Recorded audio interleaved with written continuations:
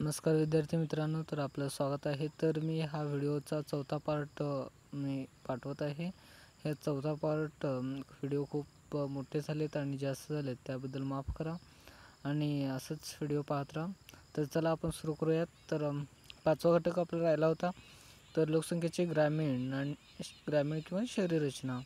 लोकसंख्येचे वास्तव्याच्या आता ग्रामीण आणि शहरी. तर आपल्याला तर माहीत आहे, ग्रामीण म्हणजे गावाकड म्हणजे गाव वगैरे येतात आणि शहरी म्हणजे ज्या ठिकाणी लोकसंख्या जास्त केंद्रित झालेली असते त्या ठिकाणी त्याला शहरी रचना म्हणतात. उदाहरणार्थ पुणे, मुंबई असे शहर. ओके. त्यानंतर बघूयात आपण लोकसंख्येच्या वास्तव्याच्या ठिकाणावरून ग्रामीण व शहरी असे दोन वर्ग करता येतात. तर लोकसंख्येच्या वास्तव्य करता म्हणजे जिथे राहतात त्यावरून दोन भाग करता येतात, शहरी आणि ग्रामीण. या दोन्ही लोकसंख्येचे राहणीमान, व्यवसाय, सामाजिक रचना इत्यादी वेगळे असल्याने हे वर्गीकरण सहज करता येते. तर नक्कीच राहणीमान म्हणजे आपण जे राहतो त्याला राहणीमान म्हणतात, ते वेगळे असतात आणि व्यवसाय देखील वेगळे असतात. तर ग्रामीणमध्ये तर शेतमजूर असे कामकाज चालतात आणि शहरामध्ये विविध प्रकारचे कंपन्यामध्ये कामाला जाणे किंवा कुठेतरी कामाला लागणे इत्यादी प्रकार पाहायला मिळतात. तर सामाजिक रचनामध्ये शहरी भागामध्ये सामाजिक बांधिलकी जास्त नसते, तर ग्रामीण भागामध्ये पूर्ण गाव हे सामाजिक एका बांधिलकीत असतं. तर ग्रामीण आणि शहरी भागातील लोकसंख्येचे वय, व्यावसायिक संरचना, लिंग गुणोत्तर, लोकसंख्येची घनता, विकासाचा स्तर यात तफावत असते. तर नक्कीच त्या ठिकाणी वेगळीच असते. आणि ग्रामीण आणि शहरी लोकसंख्येतील फरक जाणून घेण्यासाठी मापदंड प्रत्येक देशात वेगळे असू शकतात. तर प्रत्येक देशाची संस्कृती, त्या ठिकाणी राहणारे लोक आणि त्यांचे प्रदेश, हवामान यावरून त्या लोकांची म्हणजे वेगवेगळी असू शकते राहणीमान. सर्वसाधारणतः प्राथमिक व्यवसायात गुंतलेले कार्यशील लोकसंख्येचा वर्ग जेथे जास्त असतो तो ग्रामीण भाग असतो. नक्कीच ग्रामीण भागामध्ये आपल्याला शेती पाहायला मिळते आत्ताच म्हटल्याप्रमाणे. तर ज्या ठिकाणी प्राथमिक व्यवसायात गुंतले असतात त्या ठिकाणी लोक ते ग्रामीणच म्हणता येईल असे. तर असे म्हणतात. आता सांगा पाऊकडे जाऊयात. याशिवाय कोणत्या वैशिष्ट्यांच्या आधारावर लोकसंख्येची रचना करता येईल? तर पुढं आपण आहेत तर बघूयात. तर ते तुम्हाला माहिती असेल तर तुम्ही सांगू शकता. तर कमेंट बॉक्समध्ये मला नक्की सांगू शकता तुम्ही या प्रश्नांचं उत्तर. त्यानंतर आहे स्थलांतर म्हणजे एका ठिकाणाहून दुसऱ्या ठिकाणी जाणे. ओके. आता या ठिकाणी काही प्रश्न दिलेत आणि काही हे दिलेत, काही प्रश्न दिले त्या ठिकाणी, तर ते पाहू शकता आणि इकडं काही एक्झाम्पल दिले आहेत.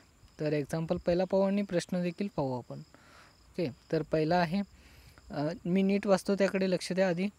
खालील दिलेल्या घटना वाचा आणि प्रश्नांची उत्तरे. आता मी घटना वाचतोय. पहिला आहे, रामप्रसाद हा उत्तर भारतातील एका गावात लहानाचा मोठा झालेला आहे. मुंबईला असल्याने त्याच्या काकाने त्याला मुंबईत नोकरी देतो असे सांगून मुंबईला बोलावून घेतले. तर त्यांनी कशासाठी गेला, तर शाळेला जाण्यासाठी मुंबईत गेला तो. आता तो उत्तरेकडील भागा म्हणजे वरील नाशिक या अशा ठिकाणी तो राहत होता. आता तो मुंबई त्याच्या काकाकडे गेला म्हणजे तो शिकण्यासाठी गेलेला आहे. तर दुसरा एक्झाम्पल पाहूयात.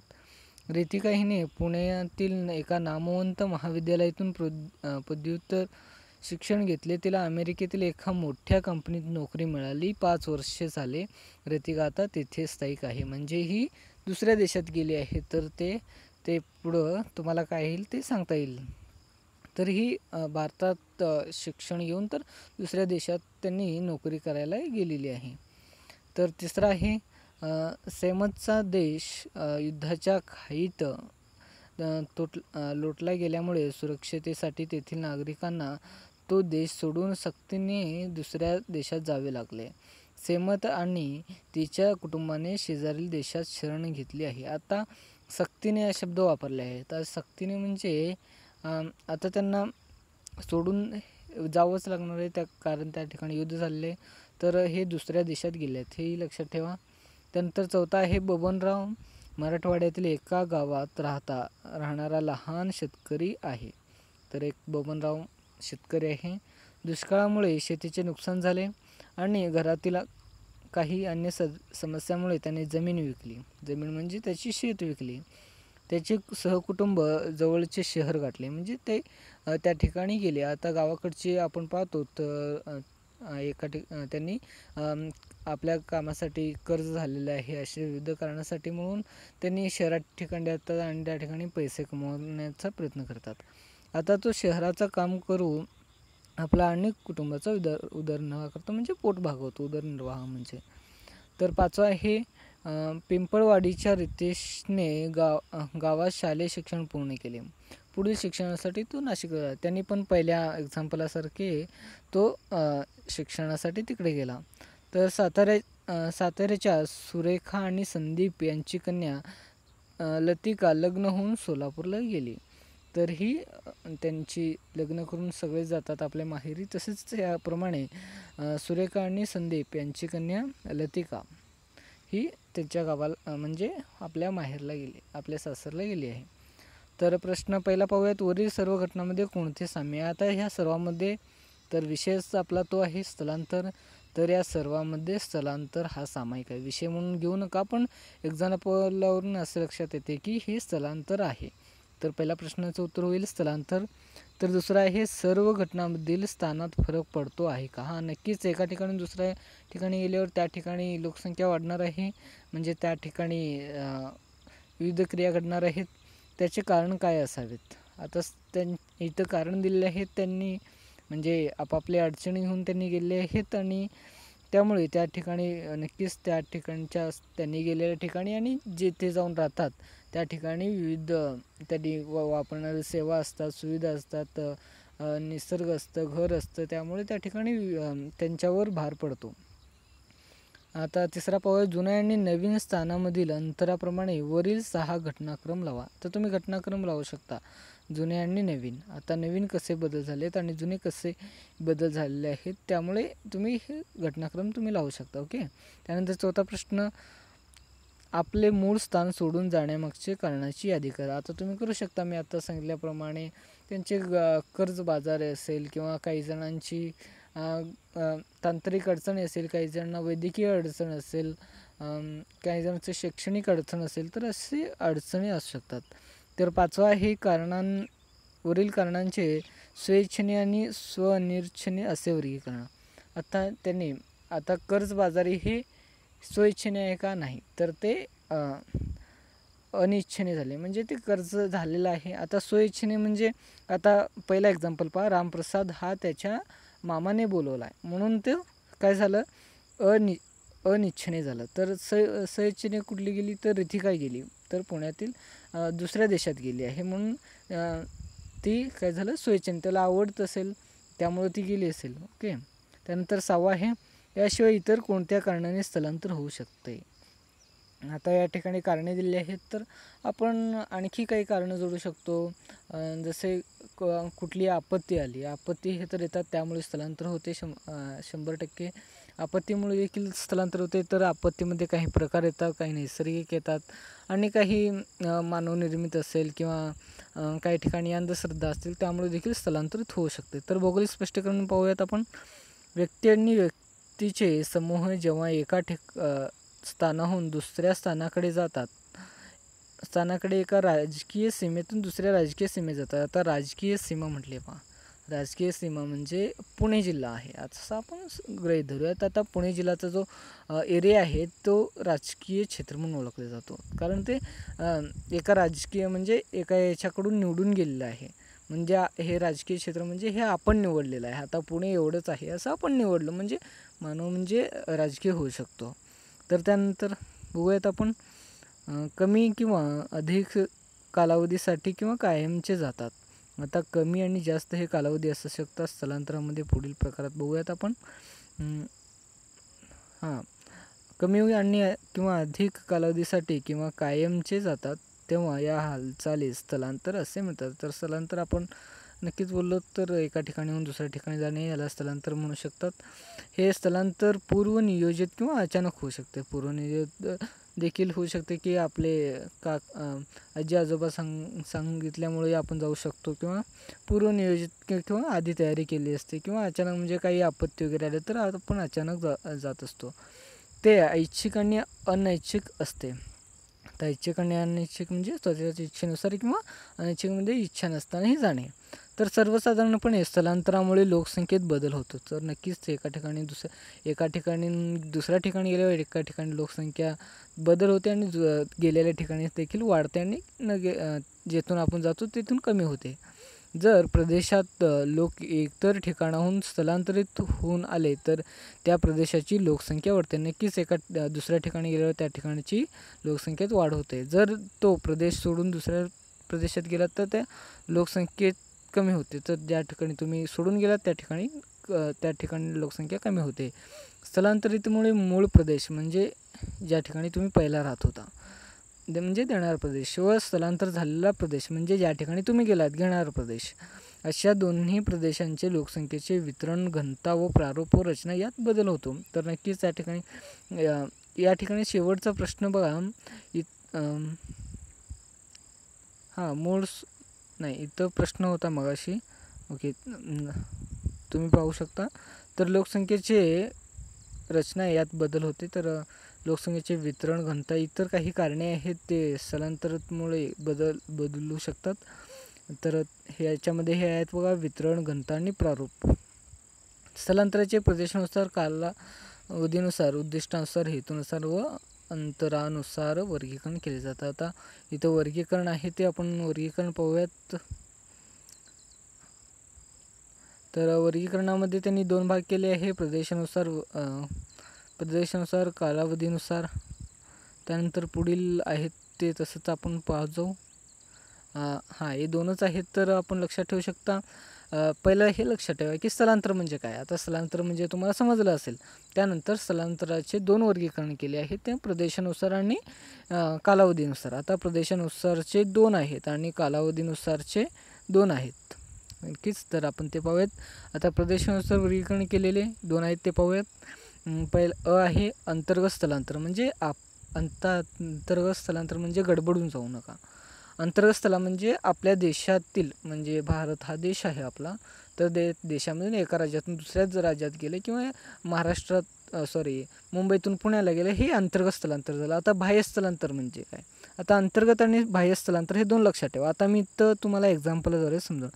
आता रामप्रसाद हा काय केला तर आपल्या उत्तर भागाकडून मुंबईला, हे अंतर्गत स्थलांतर झालं. आता दुसरा पाहू, ऋतिका हिने पुण्यातून अमेरिकाला गेलं, हे काय झालं, बाह्य स्थलांतर झालं. ओके, एवढंच लक्षात ठेवा.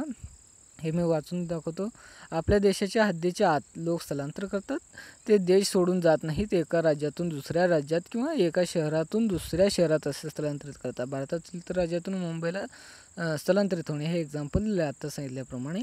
तर आहे या स्थलांतराच्या प्रकारात लोक आपले देश सोडून दुसऱ्या देशाला जातात, म्हणजे भारतातील उच्च शिक्षणासाठी परदेशात जाणे, हे एक्झाम्पल आहे इथं.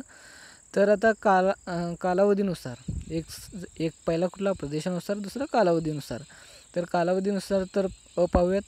अल्पकालीन आणि दीर्घकालीन. अल्पकालीन म्हणजे थोड्या वेळासाठी, दीर्घकालीन म्हणजे जास्त वेळासाठी किंवा कायम. या स्थलांतराचे ठराविक कालावधीनुसार किंवा हंगामी स्वरूपाचे असू शकते. काही जमाती गुरांच्या चाऱ्याच्या शोधात ऋतूनुसार ठिकाणी बदलतात, याला ऋतूनुसार होणारे स्थलांतर म्हणतात. आता ऋतूनुसार शेळी राखणारे असतात, ते धनगर असतात, ते एका ठिकाणावरून दुसऱ्या ठिकाणी ते अल्प काळासाठी स्थलांतर करत जात असतात. आणि महाराष्ट्रातील काही जागी ऊसतोड. आता महाराष्ट्रात कारखाने जास्त आहेत, हे तर आपल्याला माहीत आहे. ऊस उत्पादन जास्त आहे. साखर उत्पादनात सोलापूर हे सर्वात अग्रेसर आहे, म्हणजे पुढे आहे.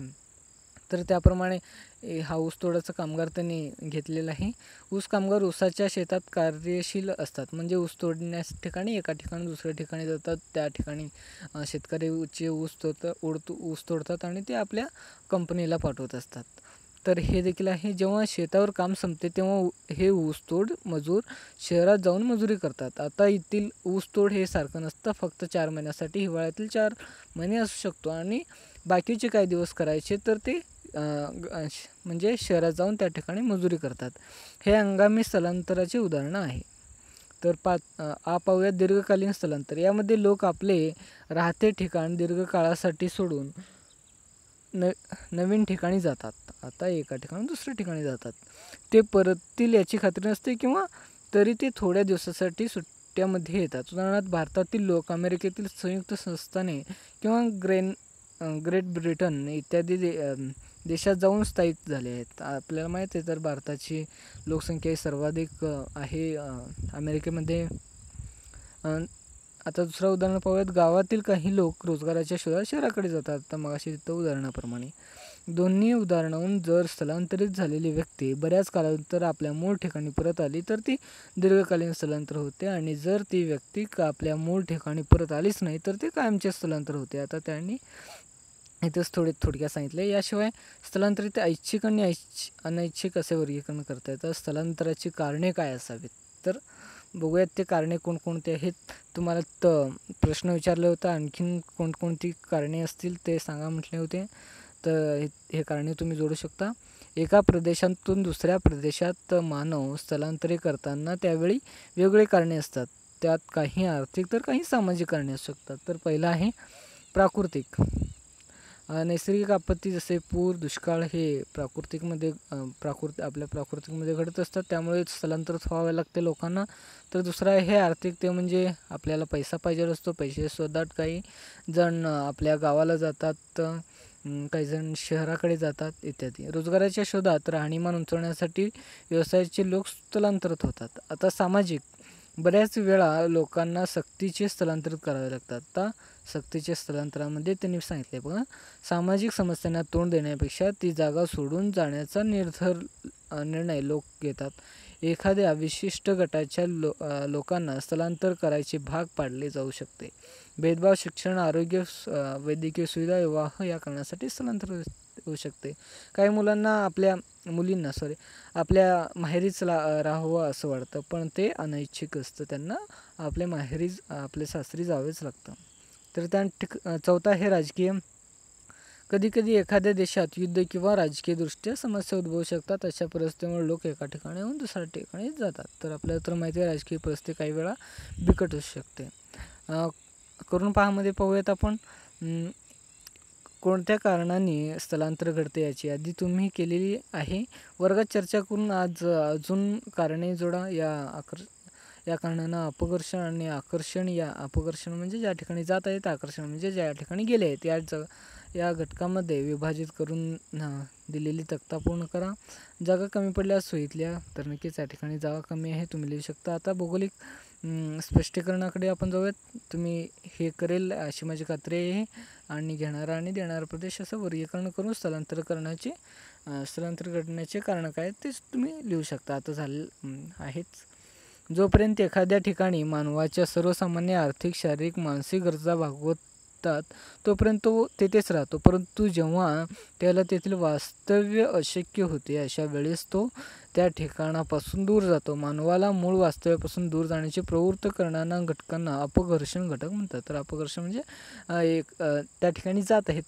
का जात आहेत तर एक्झाम्पलप्रमाणे आपण समजून घेऊयात. रोजगाराच्या संधी कमी होणे. त्या ठिकाणी म्हणजे त्या ठिकाणी पगार भेटत नाही किंवा त्या ठिकाणी कामच नाहीत. युद्ध तर आपल्याला माहिती आहे. दुष्काळ. युद्ध आता सहजासहजी होत नाहीत, पण आपल्या काश्मीरकडल्या किंवा इकडं उत्तराखंड, उत्तर प्रदेश या ठिकाणी युद्ध वगैरे होतात, त्यामुळे ते तिथे स्थलांतरित करावे लागतात काही गावांना. युद्ध आहेत. दुष्काळ तर आपल्याला माहिती असतो, कधी कोरडा कधी ओला. प्रदूषण आणि पाणी किंवा हवा इत्यादी अपघर्षण घटक आहेत. या उलट जेव्हा काही कारणामुळे एखाद्या क्षेत्राकडे व्यक्ती आकर्षित होतात अशा कारणांना आकर्षण म्हणतात. तर शिक्षण आणि रोजगाराची संधी आपल्याला तर माहितीच आहे. तर जरा डोके चालवामध्ये बघूयात. तुम्ही जर आपल्या कुटुंबासह काही दिवसासाठी एखाद्या ठिकाणी फिरायला गेलात तर ते स्थलांतर होईल का? ते स्थलांतर होईल, परंतु कायमस्वरूपी होणार नाही, ते अल्पस्वरूपी होईल असा. त्यानंतर आहे स्थलांतरित लोकसंख्येवर होणारे परिणाम. आता लोकसंख्या अभ्यासात आपण अनेक घटकांचा विचार केला आहे. तर स्थलांतरित लोकसंख्येवर काय परिणाम होतो ते आपण बघूयात. असता लोकसंख्येत अभ्यासात आपण अनेक घटकांचा विचार केला आहे. लोकसंख्येचे वितरण व घनता या दोन घटकांवर स्थलांतराचा परिणाम होतो. तर नक्कीच वितरण आणि घनता यावर परिणाम होतच असतो. लोकसंख्येचे स्थलांतर हे दोन प्रदेशादरम्यान होते. त्यातील एक प्रदेश देणारा आणि दुसरा घेणारा इथंच दिल्याप्रमाणे. त्यानंतर दुसरा पॅसेज बघूयात. प्रदेशातील लोकसंख्येचे स्थायिक होण्यासाठी निवास, पाणी पुरवठा, वाहतूक, आरोग्य, शिक्षण, मनोरंजन अशा विविध सोयीसुविधा आवश्यक असतात. तर नक्कीच त्या ठिकाणी जेव्हा स्थायिक होता तुम्ही त्या ठिकाणी निवास आहे, पाणी पुरवठा आहे, या सर्व तुम्हाला गोष्टी लागत असतात. स्थलांतरामुळे देणाऱ्या प्रदेशातील अशा सोयीसुविधा वापराविना किंवा कमी वापरल्या जातात व त्यावरली झालेला खर्च अनावश्यक होतो, कारण तेथील लोकसंख्या कमी झाली असते. नक्कीच अशा प्रदेशात लिंग गुणोत्तर तसेच वयोरचनेत ही मोठे बदल होतात. आता आपल्या कुटुंबातील 4 मुली असतील आणि 1 पुरुष असेल, त्यांनी 5 जण जर स्थलांतरित केले तर इकडे 5 मुली कमी होतील आणि पुरुष तर कमी होईलच. आणि ते दुसऱ्या ठिकाणी ज्या ठिकाणी पुरुष जास्त असतील असं आपण गृहीत धरूयात. म्हणजे लिंग गुणोत्तराचा मी तुम्हाला सांगत आहे.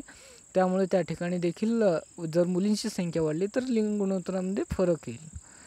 तसेच वयोरचनेत ही मोठे बदल झाले आहेत. उदाहरणार्थ केरळ राज्यातील कार्यकारी वयोगटातील बहुसंख्य पुरुष रोजगारानिमित्त परगावी गेलेत. तर नक्कीच केरळ गावातील खूप मोठे स्थलांतर आहेत, प्रदेशात जातात, परगावी किंवा परदेशात जातात. या राज्यात यामुळे पुरुषापेक्षा स्त्रियांचे प्रमाण जास्त आहे. तर पुरुष दुसऱ्या राज्यात जातात म्हणून त्यांची महिला तिथंच राहत असतात. त्यांनी रोजगाराच्या संधीमुळे तिकडे गेले असतात. आता जनगणनेनुसार पाहूयात. जनगणना 2011 नुसार 1000 पुरुषामागे 1084 म्हणजे 84 जास्त स्त्रिया त्या ठिकाणी आढळल्या आहेत.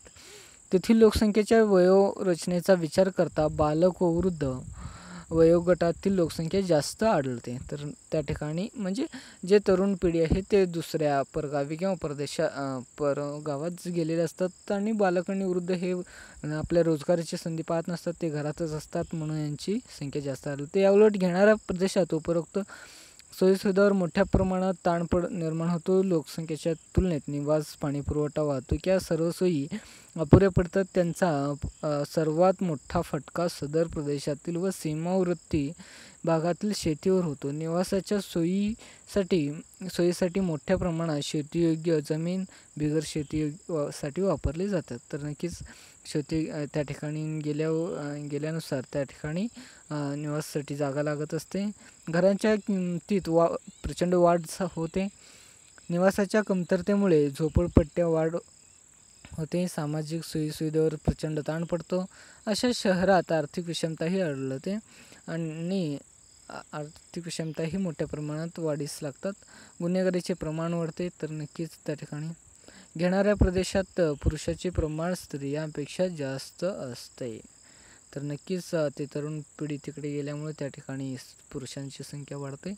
तर उदाहरणार्थ मुंबईत 1000 पुरुषामागे स्त्रियांची संख्या 832 आणि इकडे 948 आहे. कार्यशील लोकसंख्येचे प्रमाण इतर गटांना तुलनेत जास्त आहे. नवनवीन कल्पना विचारांची अशा प्रदेशात मोठ्या प्रमाणात देवाणघेवाण होते. त्यामुळे सृजनशीलता, नवनवीन शोध हे त्या प्रदेशाचे आणखीन एक वैशिष्ट्य आहे. नवीन तंत्रज्ञ उदयास आणि वापर अशा प्रदेशावर होताना दिसतो. सबब या प्रदेशात विकासही मोठ्या प्रमाणात होत असतो, विशेषतः आर्थिक. त्यानंतर इथं धडा संपले आहे. आता करून पाहाकडे जाऊया. स्थलांतरित लोकसंख्येवर होणारा परिणाम लक्षात घेऊन 2.4 पूर्ण करा. वरील उदाहरणावरून सोडून द्या. आता सोडून दिले आहे. तर एक उदाहरण दिले आहे. आंतरराष्ट्रीय स्थलांतराचा प्रकार दिले आहे. तिथं देशांतर्गत, ग्रामीण हे स्थलांतराचे प्रकार तुम्ही लक्षात ठेवू शकता. ग्रामीण आणि ते नगरी स्थलांतर म्हणजे हे सगळे तुम्हाला आता समजले असतील. तर या ठिकाणी सकारात्मक काय परिणाम होतो, नकारात्मक. आता पहिला त्यांनी एक्झाम्पलप्रमाणे दिलं आहे. स्थलांतर लोकांना रोजगार उपलब्ध होतो, त्याची आर्थिक दर्जा सुधारते. बरोबर आहे. तर साधनसंपत्तीवर ताण पडतो, तेथील नैसर्गिक साधनसंपत्तीवर ताण पडतो, कधीकधी मायदेशी परत पाठवले जाऊ शकते. तर आता देशांतर्गत स्थलांतरामध्ये आता वरील उदाहरणावरून सकारात्मक परिणाम लिंग गुणोत्तरामध्ये परिणाम होऊ शकतो. तर हे तुम्ही कंप्लीट करू शकता. तर मी इथंच थांबतो. माझ्या चॅनलला सबस्क्राईब केलं नसेल तर सबस्क्राईब करा आणि अजून कुठले व्हिडिओ पाहिजे असेल तर मला कमेंट बॉक्समध्ये नक्की कळवा. तर व्हिडिओ पाहिल्याबद्दल व्हिडिओ खूप मोठा होत गेला आणि 4 पार्ट पडले, त्याबद्दल मी माफी मागतो आणि धन्यवाद.